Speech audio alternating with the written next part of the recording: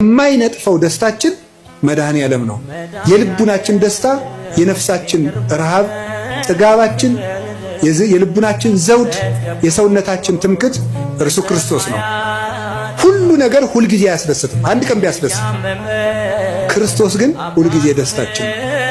በልብስ ልደሰት ብትል ልብስን ወይ ሰዎች ይወስዱታል፣ ወይም የተሻለ ልብስ አሰፍተው የሚመጡ ሰዎች ያስቀኑና በአንተ ልብስ መደሰት ታቆማለህ።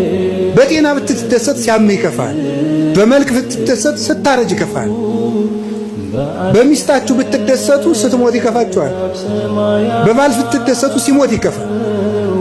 ቅዱስ ጎርጎርዮስ እንደተናገረ በሀብት ብትደሰቱ ስታጡት ትከፋላችሁ። በሹመት ብትደሰቱ ስትሻሩ ይከፋችኋል። በክርስቶስ ብትደሰቱ ግን ማንም አይወስድባችሁ። እሱን ማን ይነጥቀናል? ሁሉ ይወሰዳል። የማይወሰድ ሀብት ክርስቶስ። ስለዚህ ቅዱስ ጳውሎስ ምን አለ?